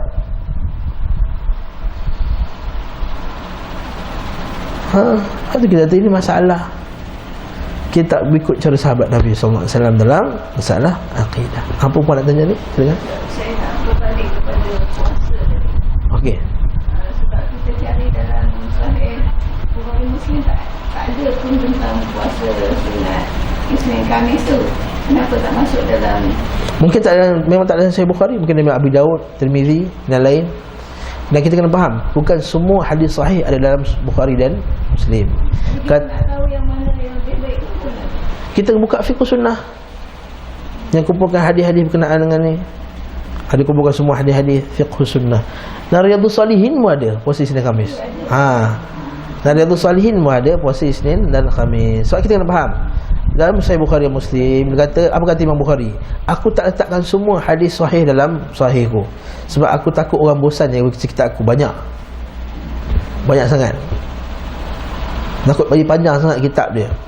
Jadi bukan semua sahih aku letakkan. Itu kat Imam Muslim kata aku tak masukkan semua yang sahih dalam tu. Okey. Kita boleh rujuk, kalau nak rujuk macam kitab Imam Ahmad. Imam Ahmad luas, kitab dia besar, banyak hadis. Dan kita rujuk balik sahih ke tak sahih ikut tahqiq para ulama kita lah. Wallahu ta'ala alam bisawab. Kita masuk satu lagi poin lah. Poin sebab tengah kata ustaz tak masuk poin, tak bergerak pun ulang kaji Kita masuk poin yang kelima. Itu golongan yang selamat, senang di sini masih Indon kan, suka seronok menghidupkan sunnah Rasulullah sallallahu alaihi wasallam dalam ibadah, dalam akhlak dan dalam segenap kehidupannya. Ini asasnya. Dia suka sunnah. Dia sebut sunnahnya apa? Ustaz, sunnahnya apa? Sunnahnya apa? Inilah ikut sunnah. Dia tak jadi dengan setengah orang. Dia sensitif dengan perkataan sunnah ni. Dia telinga dia entah masuk apa kuman apa. Bila dengar sunnah je, ni puak ni sikit-sikit sunnah, sikit-sikit sunnah, sikit sunnah. Buat je lah apa yang lain nak buat. Nampak? Dia telinga dia dah kena masuk virus. Virus ahbash dia panggil virus tersebut. Mana tak virus tersebut? Virus yang baru dijumpai semenjak 2-3 tahun ni dekat Malaysia. Virus ahbash. Dia masuk dalam telinga, bila dia dengar sunnahnya dia sensitif. Bila dengar sunnah, dengan tauhid dia, dengan akidah yang sahih dia, macam dia kena current. Virus ni bahaya. Sebab dia tak suka orang ikut sunnah walaupun benda yang kecil. Kata apalah korang ni asyik bincang tangan macam ni, tangan. Saya pernah dengar sih daripada satu orang hamba Allah yang saya hadir kat rumah dia, depan mata saya, disaksikan oleh sahabat-sahabat saya. Kata apalah geng-geng ni sibuk tangan macam ni, tangan macam ni, tangan macam ni. Orang dah naik ke bulan dah. Nampak tak? Orang kafir dah naik roket dah. Allahul musta'an. Ulama kita bincang berpuluh-puluh kitab. Al-Marwazi ada satu kitab Ta'zim Qadr Salah, mengagungkan qadar salat. Benda yang kita paling agungkan itulah benda yang kita akan paling banyak bincangkan. Betul tak? Manusia mengagungkan politik, jadi benda yang paling dibincangkan politik lah. Orang agungkan jawatan MB Selangor, maka tiap-tiap hari cerita pasal MB Selangor. Betul tak langsung apa? Benda yang paling kita agungkan, betul kata ulama, benda yang paling kita cinta tu yang kita paling banyak zikirkannya. Maksudnya kita sebut, kalau kita paling cinta salat, maka salatlah kita paling detail. Kalau kita masakan orang chef, dia kata kita tengok pada the details. Betul tak? Kalau kita tengok TV tu kan, cara dia tuang kuah macam mana, cara dia letak ni, susunan makanan tu, apa masuk tu, itu pun dia tengok. Makan benda paling lekeh, benda makan sekejap 5 minit je kita habis makanan tersebut. Dia punya perhati dia tu berapa banyak masa dia tu, perhati kat situ. Ini salah, as-salah, as-salah. Wa ma malakat aymanikum. Nabi SAW sebelum meninggal, bukannya umati Nabi sebut. Nabi sebut as-salatu was-salah wa ma malakat aymanukum. Nabi kata as-salah, as-salah, dan apa hamba-hamba yang kamu jaga. Hamba yang pertahan kamu, maksudnya jaga salat dan jaga hamba-hamba, jangan zalimi hamba. Kalau hamba tak boleh zalim, orang lain lagi dah tak boleh zalim. As-salat, as-salah wa ma malakat aymanukum, kata Nabi sallallahu alaihi wasallam. Kalau salah lah kita tak nak jaga detail, macam mana yang benda lain? Nampak tak? Lepas tu kita ihris ala ma yanfa'uk, berusahalah kepada benda yang bermanfaat kepada kamu. Itu sunnah Nabi sallallahu alaihi wasallam. Lepas tu dia suka belajar sunnah. Apakah sunnah ketika naik kereta? Apakah sunnah ketika makan? Apakah sunnah ketika salat? Sunnahnya apa ustaz ketika rukuk? Dia akan tanya benda ni. Dulu dia belajar rukuk, ustaz dia mengajar masa belajar 1, masa belajar 4 kat sekolah agama, sekolah rendah. Itulah ilmu berkenaan rukuk ni sampai sekarang. Tak boleh. Belajarlah rukuk macam mana Nabi SAW ajar. Dia nak tengok detail macam mana Nabi rukuk. Apakah bacaan? Sebelum ni kita baca Rabbana lakal hamd, dah 50 tahun baca Rabbana lakal hamd. Dia ada banyak lagi doa-doa yang Nabi baca. Ketika rukuk banyak lagi doa yang Nabi baca. Ketika i'tidal banyak lagi doa yang Nabi baca selain Rabbana lakal hamd tadi. Dan di sunnah, ketika di sunnah doa-doa yang baca sebelum salam, ni semua sunnah-sunnah yang ditinggalkan oleh orang kita. Sedangkan dulu kalau kita kata Tawus bin Kisan, satu ulama salaf yang terkenal, dia kata kalau ada anak-anak dia meninggalkan bacaan doa sebelum salam, lepas tahiyat tu, lepas tasyahud akhir, innaka hamidum majid, dia tinggalkan doa tengah-tengah tu terus salam, Tawus kata sembahyang balik. Ada buku-buku yang cerita tentang doa-doa dalam solat. Ada dalam doa-doa yang sahih dalam Quran dan Sunnah. Al-Wafqah Tani ada, Syekh Abdul Razak Al-Badar ada. Dia tak kata lupa lah. Betul. Ustaz Yazid Abdul Qadir Jawaz pun ada. Kalau ada buku Indonesia yang bagus, Ustaz Yazid Abdul Qadir Jawaz, tajuknya doa-doa dari Quran dan Sunnah. Doa-doa dari Quran dan Sunnah yang mana cari yang sahih. Sungguh banyak doa yang Nabi baca sebelum salam. Allahumma ighfir li ma qaddamtu ma akhartu ma asrartu ma a'lantu ma anta rabbi minni antal muqaddim antal mu'akhir anta ala kulli shay'in qadir. Rabbi inni zalamtu nafsi zulman kabira faghfir li ma qaddamtu min innaka antal ghafurur rahim. Banyak doa Nabi yang kita tinggalkan. Betul apa kata Ibn Qayyim dalam kitab Zadul Ma'ad baru-baru ni Khamis kita baca kitab. Dia kata apa? Manusia ketika lepas solat bukan main panjang dia baca doa. Kenapa? Waktu dia sedang bermunajat kepada Allah dalam solat tu, waktu dia paling dekat dengan Allah SWT, paling tinggi munajat kita dengan Allah, kita tak berdoa dalam solat. Solat bukan main pendek, bukan main ringkas rukuk, bukan main ringkas i'tidal, bukan main ringkas dia punya duduk antara dua sujud. Tapi lepas solat, lepas zikir, dia punya doa bukan main panjang sampai dia atas, di bawah, sampai dia atas perah dah tangan kita. Mula-mula semangat lah, lepas tu turun bawah, apa iman lama berdoa ni, turun dah lama atas perah je. Nampak tak? Atas perah tu dah start macam ni dah. Dia dah start macam ni tu, ada problem. Kenapa waktu dalam solat, waktu sujud, lepas tu kata Ibn Qayyim ada 7 tempat yang kita doa dalam solat. Ketika doa iftitah, ketika selepas baca surah, iaitu doa kunut nazilah, bukan semua tempat. Lepas i'tidal, masa i'tidal, masa sujud, masa duduk antara dua sujud, masa tasyahud dan sebelum salam. 7 tempat kita baca doa. Banyak doa yang sabit dari Nabi sallallahu alaihi wasallam. Subhanakallahumma bihamdika, subhanakallahumma bihamdika, Allahumma ighfirli. Doa yang Nabi baca seketika Nabi nak wafat.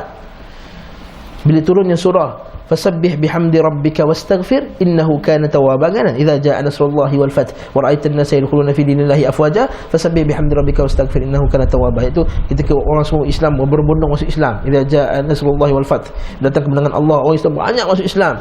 Ra'aitan nasa yadkhuluna fi dinillahi afwaja, masuk Islam dalam keadaan berbondong-bondong. Fasabbih, bertasbihlah kamu kepada Allah, bihamdi rabbika wastaghfir, banyaklah puji Allah Taala dan mintalah ampun daripadanya, innahu kana tawwaba. Sebab surah itu dalil bukti bahawa Nabi SAW dah nak wafat, seperti kata Ibn Abbas. Lepas tu bila Nabi kata, Aisyah kata aku tak nak tengok Nabi banyak berzikir macam tu selepas tu. Dan selalu baca ketika rukuknya dan ketika sujudnya, subhanakallahumma bihamdika Allahumma ighfirli. Kenal? Subhanakallahumma bihamdika Allahumma ighfirli. Sama dengan ayat Quran tadi, fasabbih bihamdi, tasbih, tahmid,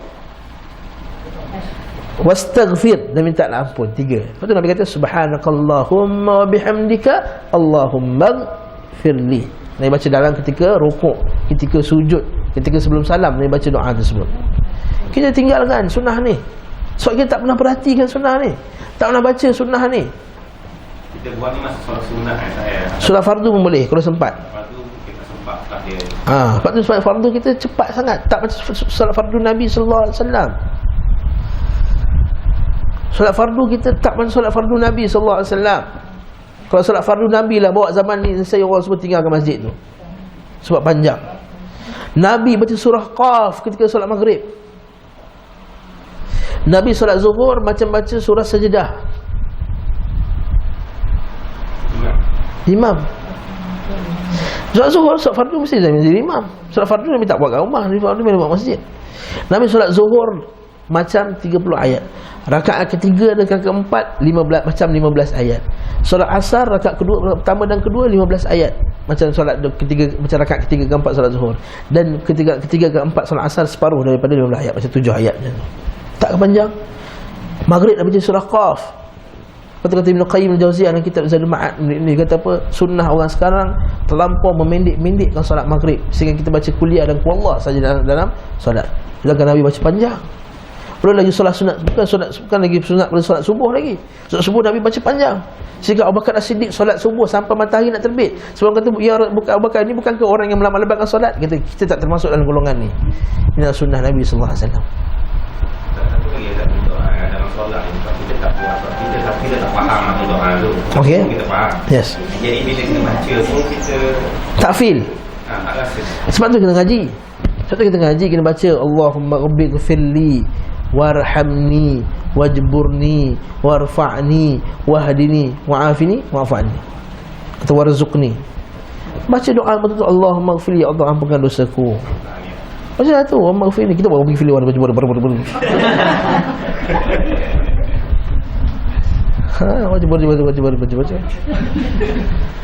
Sebab kita cepat. Wajburni, tahanlah kebaikan bagiku ya Allah. Warfa'ni, angkatlah aku. Wahdini, bagilah petunjuk ke aku. Wa'afini, sihatkanlah aku. Wa'fu anni, hapuskan dosaku ya Allah. Doa ketika sujud, doa ketika tahiyat. At-tahiyat tu kata Syekh apa tu Hasan Didu, dia kata at-tahiyatul mubarakat. At-tahiyat, segala puji bagimu ya Allah. Al-mubarakat, segala pujian bagimu ya Allah. Segala keberkatan bagimu ya Allah. At-tayyibat, segala kebaikan milik kamu ya Allah. Assalamu alayka ayyuhan nabi, salam kamu ke atas Nabi Muhammad sallallahu alaihi wasallam. Masa ketika tu kata dia, kita rasa macam mana kalau bukanlah kerana Nabi sallallahu alaihi wasallam kita tak solat dah sekarang ni. Assalamu alayna wa ala ibadillahi salihin, salam ke atas kita dan salam ke atas kamu. Salam tu maksudnya apa? Apa maksud salam? Keselamatan. Keselamatan ni apa? Keselamatan daripada neraka, keselamatan daripada azab kubur, keselamatan daripada syirik, keselamatan daripada bid'ah, keselamatan dunia dan di akhirat. Keselamatan akhirat, keselamatan daripada azab, keselamatan daripada azab kubur, keselamatan dunia, keselamatan daripada agama dan dunia. Din, dunia wa din, daripada dunia makruflah kesihatan, kebaikan apa semua. Agama pula selamat daripada syirik, selamat daripada bid'ah, selamat daripada nifak, selamat daripada akhlak yang buruk, selamat daripada benda-benda ni semua. Besar doa ni. Dan doa tu pula assalamu alaina, ke atas kita, wa ala ibadillahi salihin, ke atas semua makhluk. Apa kata Nabi sallallahu alaihi wasallam? Doa itu kalau kamu baca semua makhluk dapat. Dan bila kita doakan untuk makhluk yang lain, apa dia punya faedah dia? Malaikat akan aminkan dia. Dan dia akan, malaikat akan amin. Dan malaikat kata bagi kamu juga benda yang sama, bagi kamu juga benda yang sama. Kalau ada 1 bilion orang Islam, maka 1 bilion doa kat atas kita. Tapi kita tak feel. Lepas tu kita tak rasa feel dalam solat tu. Di luar solat tu yang kita lebih.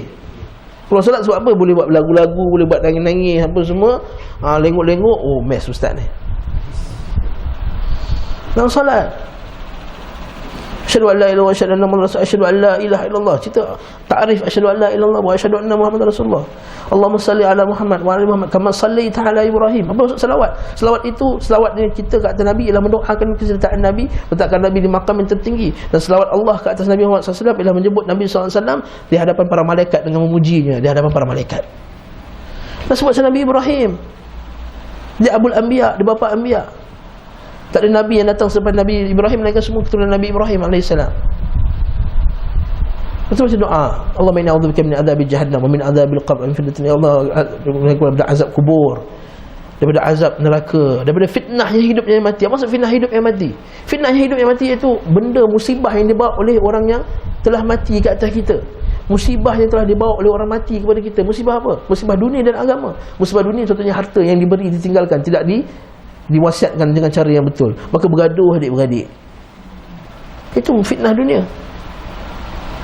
Orang yang tinggalkan, ataupun fitnah agama, dia mati dalam keadaan dia meninggalkan ajaran yang sesat.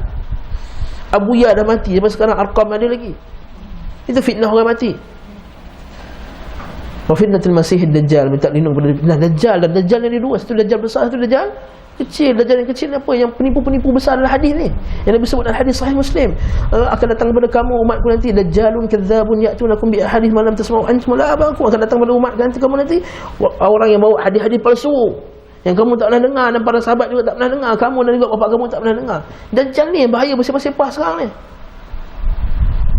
Kita boleh tak lindung daripada Allah Subhanahu Wa Taala daripada benda ni. Dan Dajjal yang besar sekali, Dajjal Kubra, Dajjal Kabir nanti, dan yang paling besar sekali Al-Masih Ad-Dajjal, iaitu Dajjal akhir zaman tu lah. Yang Nabi kata, bila kamu idza sami'tu Ad-Dajjal falyan'anhu, maka kamu dari Dajjal, lari dari Dajjal. Bahaya. Nampak? Bila kita faham benda ni semua, maka solat kita tak sama. Maknanya Ustaz, doa yang kita baca selepas kita biasa kita doa tu, kita boleh baca dalam solat kita tak? Boleh. Semua doa yang Yes, boleh. Boleh. Lepas tahiyat kita baca. Boleh. Lepas tahiyat, ketika rukuk, ketika doa antara sujud. Sujud mana tak boleh baca Quran kan? Kalau Al-Quran tak boleh, doa je lah. Doa je. Tak boleh. Sujud tak boleh baca Al-Quran. Barakallahu fikum. Kata kat sini ni. Kat sini, waktu kita para sahabat radhiyallahu anhum bila lepas solat dia rasa puas. Betul, lepas solat dia rasa puas. Sebab tu Nabi kata apa? Ya Bilal, arihna bis-salah. Wahai Bilal, rehatkan kami dengan solat. Sebab lepas solat tu rasa puas, rasa macam seronok. Macam kita lepas benda yang seronok bagi kita kan. Dunia ni dia seronok masa kejadian, lepas seronok tu dia hilang. Solat ni dia seronok masa solat, lepas solat tu dia rasa kepuasan solat. Sebab tu Nabi SAW, pada waktu Nabi SAW hadis sahih Nabi kata apa? Para anbiya di dalam kubur mereka bersolat. Sebab apa? Itu nikmat mereka, nikmat kubur bagi para anbiya ialah bersolat. Bukan masa tu dia wajib, masa tu tak wajib dah dalam kubur, nak solat apa lagi? Dah habis dah, amalan dah habis. Mana ada amalan lagi? Kalau boleh dah solat dalam kubur, sekarang kita pesan dah kat orang kubur solat. Kau cover balik kat dunia ni, dah nampak malaikat confirm solat ni dalam tu. Tapi Allah Ta'ala telah menjadikan nikmat antara para anbiya adalah mereka bersolat dalam kubur mereka. Waktu kita kata ini masalah ni ikut sunnah Nabi SAW. Betul, kita kena ngaji sunnah Nabi. Doa dalam solat boleh bahasa Melayu ke? Bahasa Melayu dah hati je. Walaupun ada setengah pendapat kata boleh sebut dalam bahasa Melayu juga, kita ambil pendapat yang selamat. Dalam mazhab Syafi'i tidak sah melainkan dalam bahasa Arab. Kalau kita doa yang kita tak ikut sunnah lah, apa yang kita nak doa Boleh. tak Tak ada apa-apa. Doa Nabi kata mintalah doa hadis dhaif, mintalah apa sekalipun walaupun kamu minta tali kasut. Walaupun minta tali kasut, minta Allah Ta'ala. Itu yang tak khusyuk tak? Mana mungkin orang yang tak khusyuk semayang ni dah akan khusyuk dalam Lagu dia. Ya fawailul lil musallin. Okey. Tafsir ayat tu kena faham. Fawailul lil musallin alladzina hum an salatihim, bukan fi salatihim. Itu orang yang melalaikan salatnya, bukan lalai dalam salatnya. Melalaikan salatnya maksudnya salat luar waktu. Okey, ada tak celaan kepada orang yang tak khusyuk dalam salat? Yes, ada juga. Kalau misalnya ada yang salat 10/10, 9/10, 8/10, 7/10, 8/10 sampai bawah. Itu hadis yang sahih. Mungkin ada hadis yang tak, walau hadis tak sahih lah. Hadis kata apa? Kam min qa'imin laysa lahu min salatihi illa at-ta'ab wasar. Dan tidak adalah orang daripada salatnya melainkan hanyalah penat dan hanyalah berdiri. Maksudnya dalil bahawa betul kata Ibn Qayyim Jauziyah, orang yang salat tidak khusyuk maka seumpama memberikan daging yang bangkai kepada sang raja bila raja itu minta daging. Itu tak khusyuk. Itu tak khusyuk. Dan tak khusyuk ni dua. Satu tak khusyuk sebab dia sengaja tidak mengkhusyukkan dirinya. Maka ini yang paling dicela sekali. Maksudnya dalam solat tu dia sengaja melalaikan, dia fikir benda lain. Yang kedua tak khusyuk sebab masalah gangguan luar. Dia Dia solat kat tempat orang berjalan. Lepas tu Nabi SAW melarang kita solat di tempat orang berjalan. Lepas tu Nabi SAW suruh kita ambil sutra. Sutra itu penghalang supaya tak ada orang boleh ganggu kita. Lepas tu Nabi SAW suruh jangan solat di tengah-tengah jalan, fi tariqin nas. Itu terpaksa kita terima, atau kita kena tegur dia lah. Jangan ganggu orang sebelah. Nabi kata apa? Dalam hadis Abu Daud tu, janganlah seorang kamu mengangkat suara kat orang lain. Semua setiap kamu sedang kullukum yunaji rabbakum. Setiap kamu sedang bermunajat kepada Tuhannya, kepada Tuhan mereka. Maka janganlah seorang tu mengangkat suara ke atas orang lain. Hadis ini berkenaan dengan bacaan Quran. Ketika qiyamul lail, masa sebagian sahabat baca Quran tinggi sehingga mengganggu pada orang yang lain. Maka Nabi kata janganlah kamu angkat suara kamu ke atas saudara kamu yang lain. Semua setiap orang sedang bermunajat kepada Tuhannya. Kalau dalam masalah baca Quran macam tu, apatah lagi nak mengganggu orang solat. Jadi tak boleh. Imam kata imam baca kuat. Imam baca kuat. Imam memang kena baca. Oh, baca rakaat ketiga keempat baca kuat. Masa tahlil, masa zikir lah. Sebab itulah itu masalah kedua pula. Masalah kenapa dia berzikir kuat. Kalau zikir kuat sebenarnya sebagian ulama kata boleh zikir kuat untuk mengajar. Tapi jangan sentiasa dilakukan sebegitu. Apatah lagi dia nampak pula ada orang tengah sembahyang belakang, maka dia kena slowkan sikit lah. Walaupun dia nak zikir juga, nak ajar, sebut subhanallah, subhanallah, subhanallah, subhanallah, subhanallah. Bagi isyarat dia subhanallah, subhanallah, subhanallah, subhanallah. Tak payahlah subhanallah walhamdulillah wala ilaha. Orang tengah sembahyang belakang. Ada setengah masjid tu, setengah surau tu, dekat satu kawasan segambut, tak nak sebut dah masjid mana. Astaghfirullah minal khataya. Lepas solat, innalillahi wa inna ilaihi raji'un. Orang ramai salah pula makhraj, salah pula grammar, salah pula dia punya.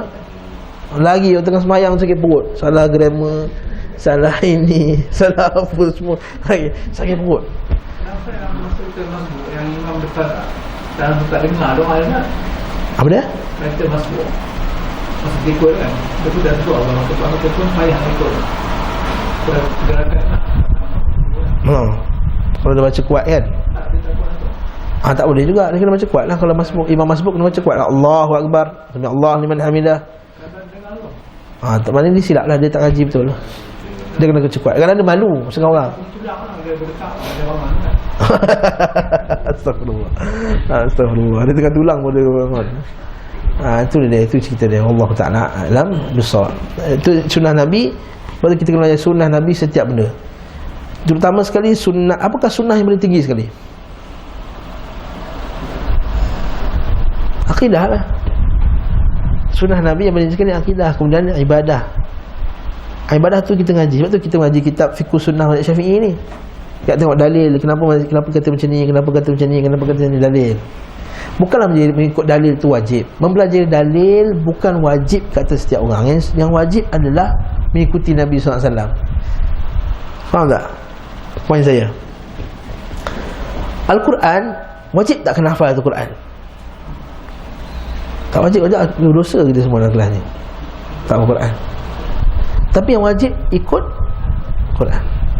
Tetapi untuk kita mengikuti Quran 100%, biasanya kita kena, sepatutnya kita kena ngaji dan hafal. Itu poin dia. Sebab itulah orang yang mengaji, dia bukan untuk amal, azab dia lebih teruk daripada orang yang tak tahu dalil tadi. Orang yang tahu dalil dia tak buat, lebih teruk azab dia daripada orang yang tak tahu dalil. Tapi ingat, orang yang mengaji dengan dalil, dengan Quran, dengan sunnah, sebab itu, untuk dia dan dia amalkannya lebih tinggi martabatnya daripada orang lain. Fa ma'al kiramil bararah, orang yang berilmu, yarfa'illahu alladhina amanu minkum walladhina utul ilma darajat. Wallahu ta'ala alam besar. Jadi kat sini poin dia. Kita baca sikit lagi ya. Nak buat satu kelas je, tak nak buat fiqh. Nak habis berapa? 10.30 kan? Ha? 10.45 10.45 je habis kelas. Tu 10.35 macam tu lewat sikit. Okay. Jadi poin yang kelima, kita baca sikit apa betul penulis ya. Kerana itu mereka menjadikan orang asing di tengah-tengah kaumnya. Jadi asing di tengah-tengah kaumnya ikut sunnah Nabi.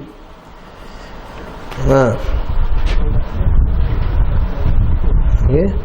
Dia pakai janggut. Itu orang kata kenapa nak jadi Taliban ke? Dia kata so yang disabdakan oleh Nabi SAW, innal Islam bada'a ghariban wa sayaudu ghariban kama bada' fatuba lil ghuraba.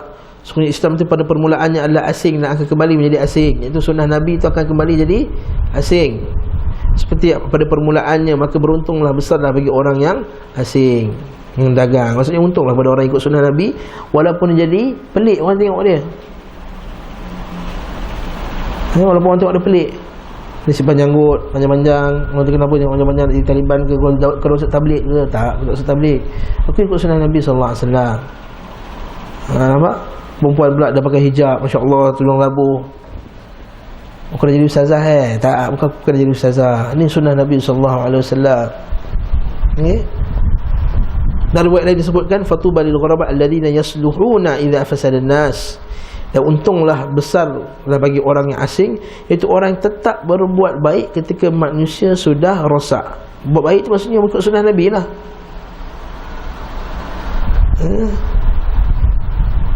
Itulah hadis Nabi SAW, beramal dengan sunnahku di akhir zaman tu dapat 50 kali ganda. Sehingga sahabat kata, ya Rasulullah, 50 kali ganda? 50 kali ganda amalan dia ke amalan kami? Amalan kau, bahkan amalan kau 50 kali ganda. Sebab ikut sunnah pada akhir zaman ni lebih mencabar, terutama sekali anak muda. Ini tak dikata apa, macam anak muda ni kan, dia ikut sunnah, nak simpan janggut, nak solat 5 waktu sehari semalam kat masjid. Orang kata dia ni jadi ustaz ke? Dengan sebab dia solat 5 waktu tu jadi ustaz. Habis tu kalau tak solat, kalau bukan ustaz apa dia? Itu kata ini sunnah Nabi SAW. Lepas tu nombor 6 tu tidak fanatik. Ini kita masuk kuliah lain. Golongan yang selamat tidak fanatik kecuali pada firman Allah. Ini kita akan tengok bab fanatik ni. Bab fanatik ni panjang sikit. Bab fanatik ni masuk banyak. Fanatik mazhab, fanatik kumpulan, fanatik parti. Apa sebab fanatik? Nanti kita akan tengok dalam pengajian yang akan datang bi'idznillah ta'ala. Wallahu ta'ala alam bisawab. Kenapa ni? Mana habis kelah? Subhanallah. Astagfirullah. Assalamualaikum warahmatullahi wabarakatuh.